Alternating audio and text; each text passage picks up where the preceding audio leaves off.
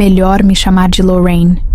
Foi esse o nome que deram a mim na época mais sombria da minha vida.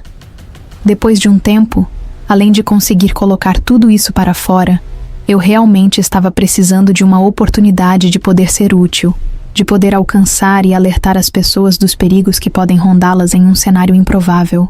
Foi quando, assistindo aos vídeos do canal Consciente História, que conheci recentemente, me chamou a atenção o formato das histórias, que além de serem reais, são contadas com profundidade e detalhes, que para mim é muito importante, eu diria fundamental.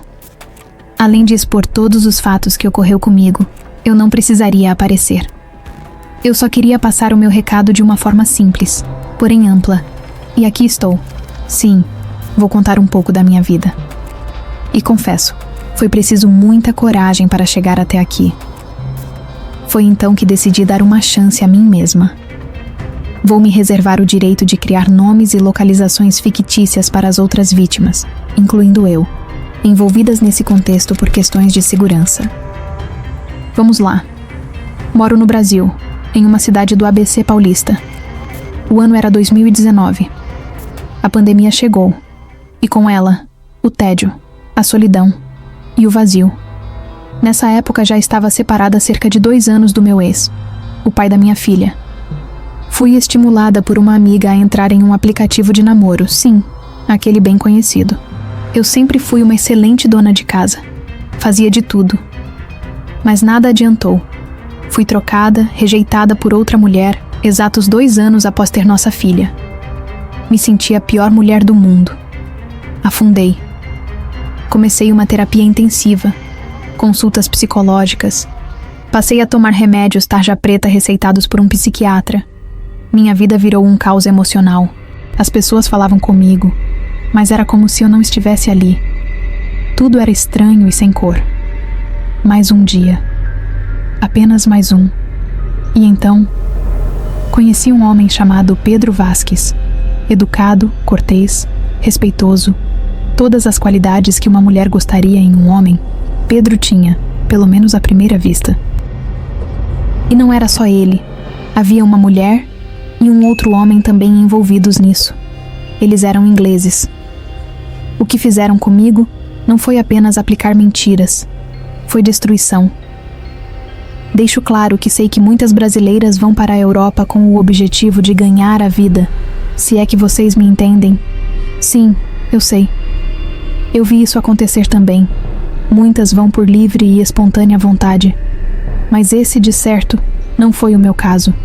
Eu estava frágil, emocionalmente quebrada, desprovida de uma vida digna. Bom, voltemos à história. Foi pelo Tinder que conheci um brasileiro que dizia estar em Portugal no primeiro momento. Fazíamos chamadas de vídeo. Ele me incentivava, me elogiava, me fazia sentir viva. Mostrava gravações dele, trabalhando, da sua rotina de escritório em um galpão de logística, que trabalhava com entregas de grande escala. Parecia tudo muito real, muito digno, muito comprometido. E então ele começou a investir em mim. Pagou 3 meses de academia, tratamentos estéticos. Tudo o que eu precisava, ele dava. Eu me sentia uma rainha. Carente como eu estava, acreditei em tudo. E o pior é que eu fazia chamadas de vídeo para ele da igreja onde eu frequentava. Apresentei-o ao pastor. Apresentei-o à minha família, que éramos apenas eu, minha filha de 5 anos e minha mãe.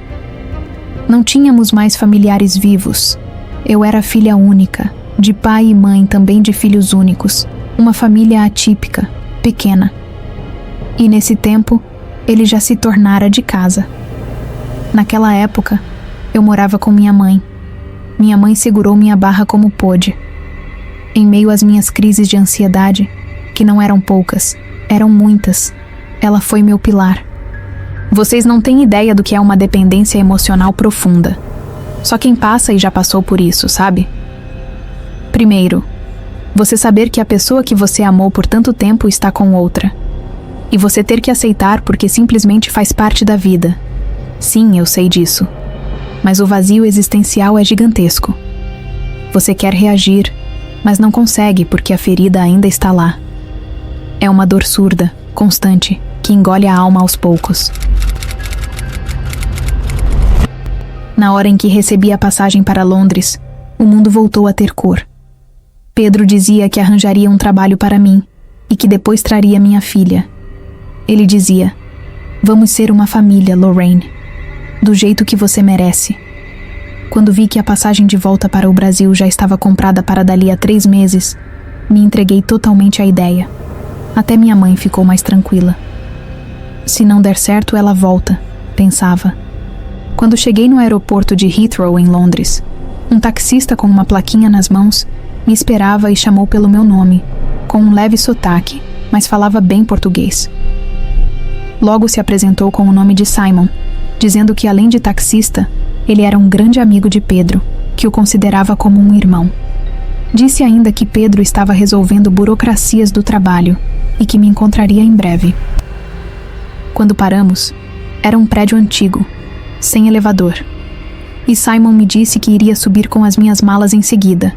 Afinal, eram 3 longos lances de escada, pois o elevador estava quebrado. Então acabei subindo na frente os tais 3 andares de escada.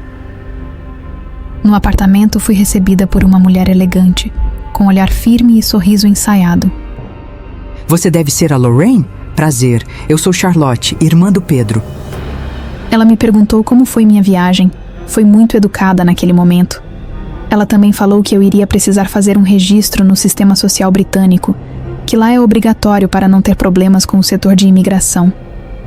Mas tudo não passava de um ensaio ardiloso. Meu celular tocou minutos depois. Era Pedro. Chegou bem? Conheceu minha irmã? Ela já te falou dos documentos que precisa para fazer o registro social? Pode ficar tranquila e entregar tudo para ela que ela vai cuidar disso para você. E eu, ingênua, confiei. Liguei para minha mãe e disse que havia chegado e que estava tudo bem. Mal eu podia sequer imaginar que aquele seria o último momento de paz que eu iria ter. Quando desliguei o telefone, eu senti o primeiro arrepio. Charlotte, agora séria, me encarou.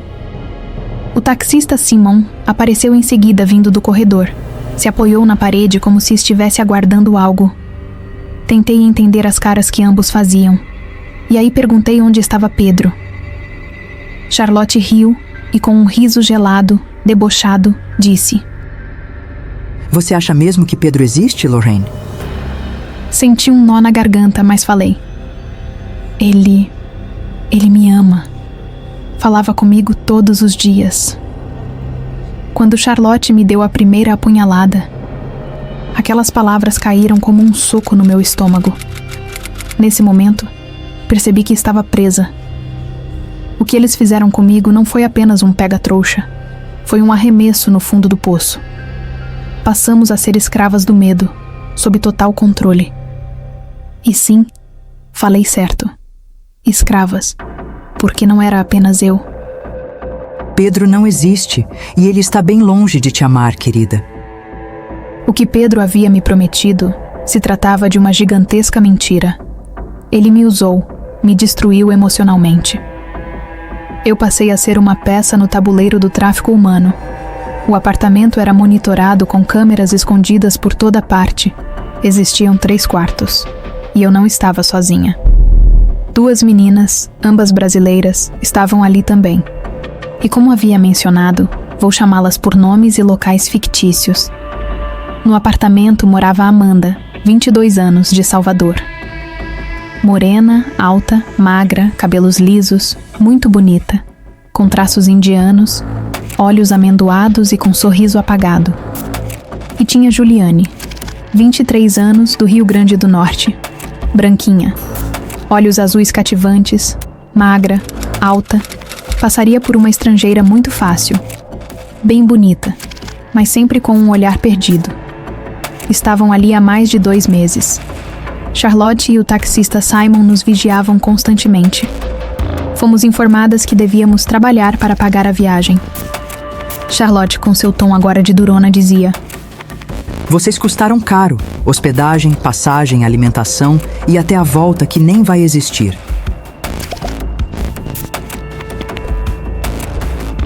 Eu chorei nesse momento.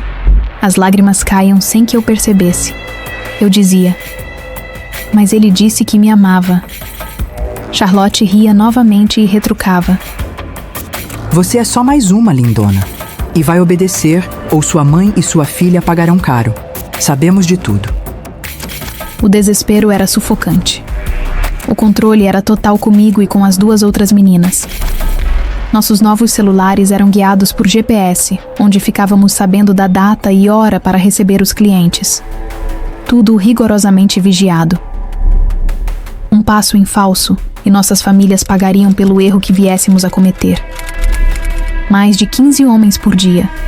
300 euros ao fim do dia iam direto para os bolsos de Pedro, que na verdade, depois descobri que se chamava Hussein.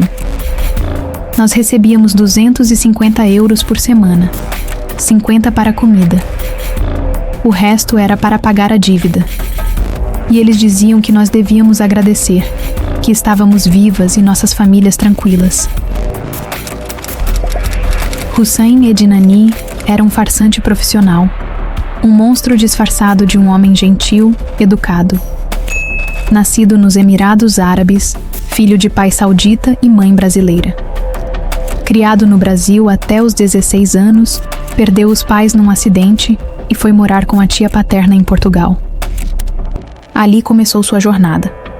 Trabalhou em Londres, se naturalizou inglês e entrou para o mundo do tráfico por influência de Charlotte, ou melhor dizendo, por Shanna Stanley.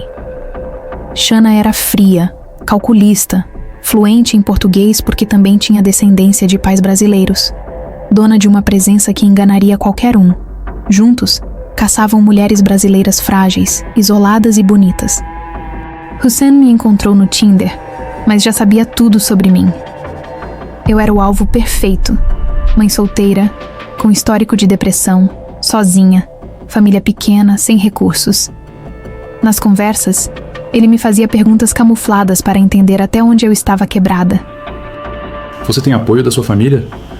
Sei que é difícil criar um filho sozinha. Você merecia alguém que cuidasse de você.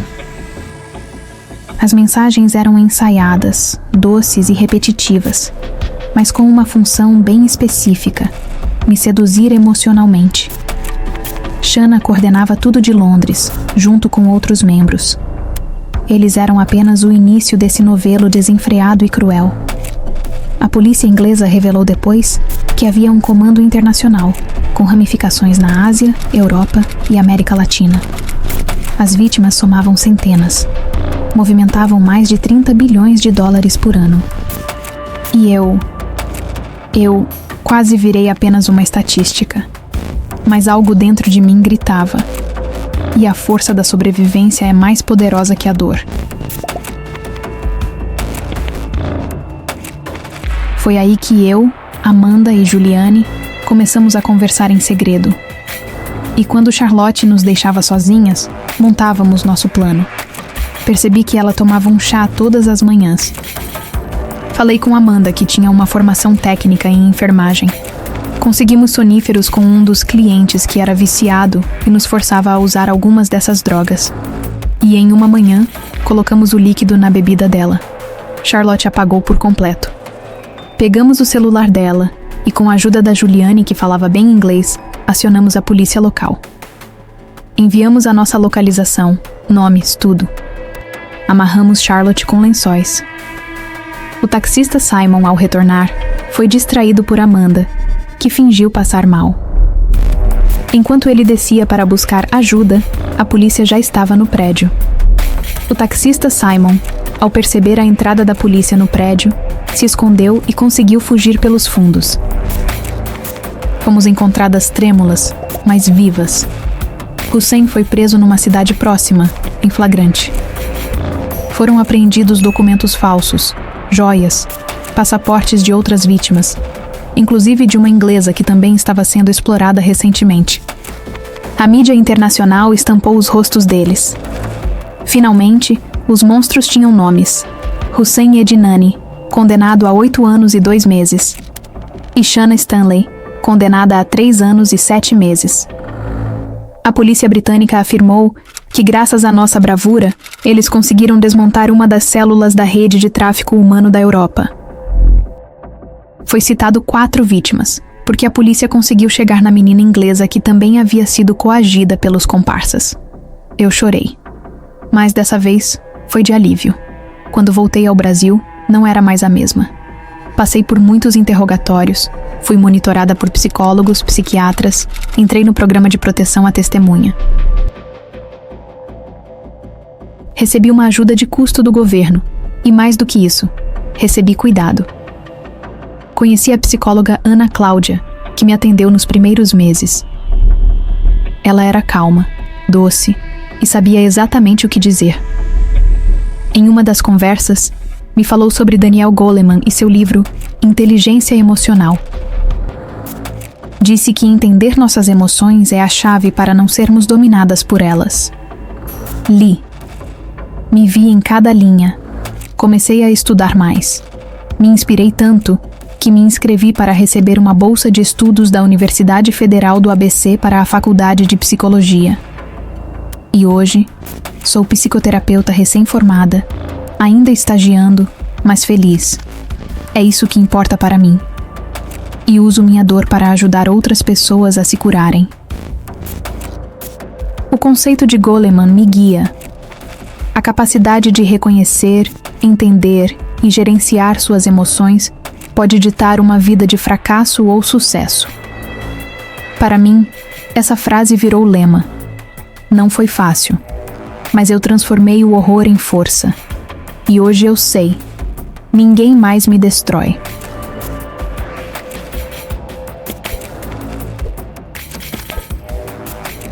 Atualmente faço parte de um grupo de análise pós-traumática para vítimas de violência e tráfico humano. É um programa gerenciado por um setor interno da polícia, com apoio do município onde moro. Lá, me encontrei. Entre mulheres que viveram horrores parecidos, pude, pela primeira vez, me reconhecer. Hoje sou voluntária nesse projeto. Escuto, oriento, acolho. Digo a todas que sua história não acaba aqui, não com dor, mas com recomeço. Luto por justiça, por voz, por vida. E é por isso que estou relatando para o canal Consciente História. Eles foram super gentis em acolher os fatos ocorridos em minha vida.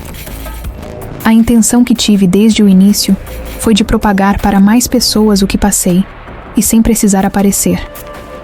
Eles entenderam e executaram brilhantemente.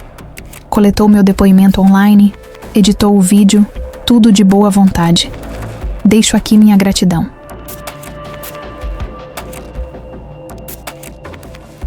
E para você que está assistindo, saiba que o perigo nem sempre tem cara de monstro.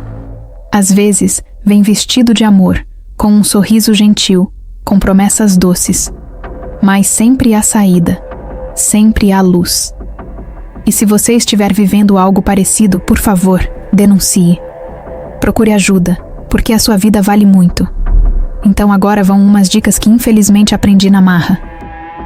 Antes de se relacionar com alguém, busque arduamente um autoconhecimento do que você quer para a sua vida. As suas escolhas de idealizar qual parceiro seria o ideal para você. Mas pense profundamente sobre isso, para você não se manter em um estado de carência afetiva, porque eu sei bem do que estou falando. Procure, principalmente após um término de um relacionamento, encontrar um equilíbrio interior. Ocupe sua mente com coisas que goste de fazer, ou até fazer algo que você nunca experimentou. Se cuidar, mudar visual, comprar algo novo para você. Caso não tenha recursos, faça coisas simples que vão expandir sua mente. Ajuda a criar novas oportunidades para a sua vida. Se ame incondicionalmente. Quanto à segurança em navegar na internet, isso envolve muita cautela e observação. Eu consegui aprender com a experiência que tive, dentre elas, ficar atenta nas perguntas que se repetiam com frequência.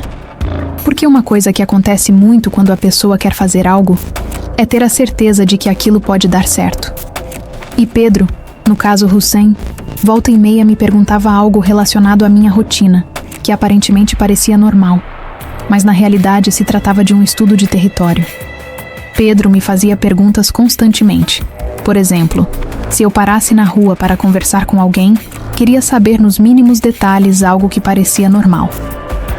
Mas, na verdade, o interesse dele ia muito além disso. Depois de reconhecer o território, vem a próxima etapa, que é a dependência emocional, onde o golpista precisa implantar na sua mente de que você necessita dele. E isso, para ele, se torna com o tempo um prazer mórbido saber que outra pessoa está inteiramente aos seus pés. Bom, isso foi muito fácil comigo porque eu estava muito frágil e acabei deixando que me invadissem. Ele vai querer te dar presentes, te ajudar a pagar algo, além de coletar seus documentos para pesquisas mais avançadas sobre sua vida financeira. Ele vai realmente a fundo, afinal de contas, você se trata de um investimento para ele. Então não se deslumbre com isso, muito pelo contrário, desconfie. Ele ou ela vai tentar te impressionar com as possíveis oportunidades que você poderia ter e mudar de vida. Outro ponto importante: a oferta está muito fácil, ainda mais vindo de terceiros. Bom, o resto você já sabe. Você precisa carregar dentro de si como um mantra que absolutamente ninguém tem o direito de te destruir, que você é dona, que você é dono do gerenciamento das suas emoções. E volto a citar o que Goleman diz: a capacidade de reconhecer, entender e gerenciar suas emoções pode ditar uma vida de fracasso ou sucesso. Meu nome é Lorraine, e agora eu existo. Com voz, com coragem e com a certeza de que nunca mais vou me calar. E então, você já ouviu falar de alguém que passou por algo parecido? Deixe nos comentários a sua opinião sobre a história da Lorraine e como você acha que a sociedade pode ajudar a combater o tráfico humano. Sua participação pode inspirar outras pessoas a denunciar e se proteger. Até o próximo vídeo.